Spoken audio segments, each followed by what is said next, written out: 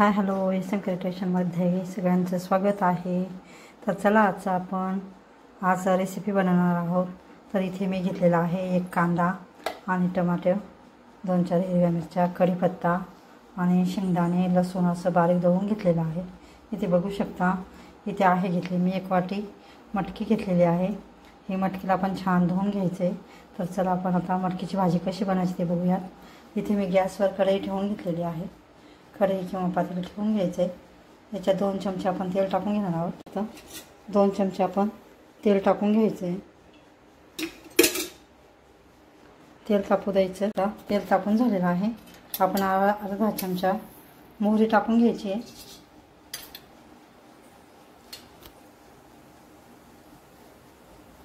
मोहरी तळून झाली की आपण अर्धा चमचा जिरे टाकायचे। तर आता इथे बघू शकता मोहरी आणि जिरे तळून झाले आहे। आपण बारीक केलेला कांदा टाकून घ्यायचा आहे। कांद्याला छान परतून घ्यायचं।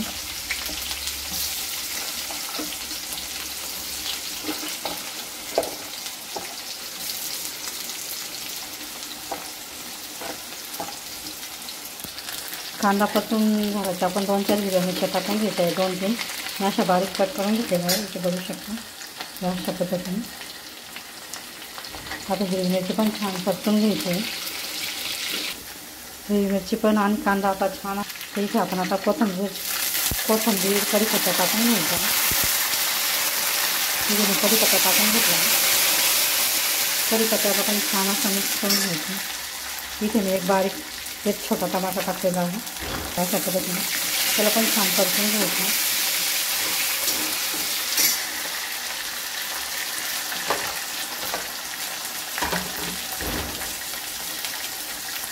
बारीक केलेलं शेंगदाणे कुटायचं टाकून घ्यायचं आहे 1 वाटीभर।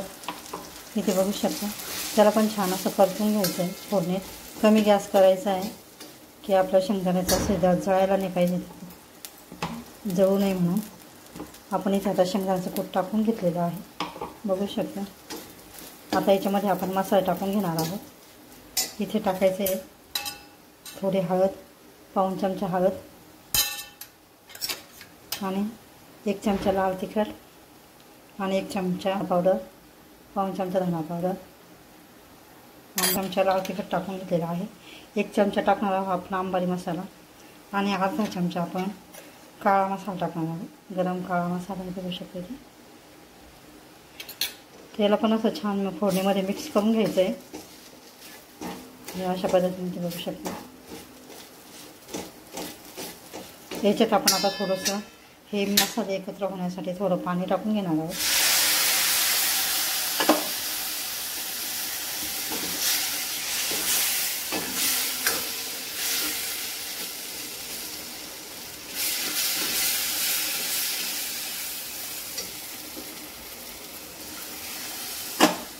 ते बघू शकता आपल्या फोडणीला असं छान तेल सुटलेलं आहे।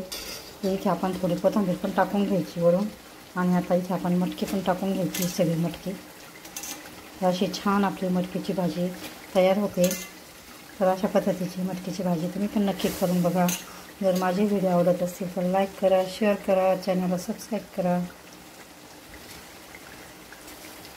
अशा पद्धतीची मटकीची भाजी तुम्ही वरण भातासोबत किंवा खिचडीसोबत किंवा पोळी भाकरीसोबत खाऊ शकता, खूप छान लागते। मटकी टाकून घेतल्यानंतर तिला छान अशी फोडणीमध्ये मिक्स करून घ्यायची आणि थोड्या वेळ तिला थोडी शिजू द्यायची फोडणीत। तर चला आता आपण 1 चमचा इथे मीठ टाकून घ्यायचं आहे अंदाजानुसार। मी इथे 1 चमचा मीठ टाकते। तर मीठ टाकल्यानंतर याला छान मिक्स करून घ्यायचं आणि आता आपण त्याच्यामध्ये पाणी ॲड करणार आहोत। तुम्ही घट्ट ठेवू शकता किंवा तुम्ही पातळ पण। याला छान मिक्स करून घ्यायचं आहे।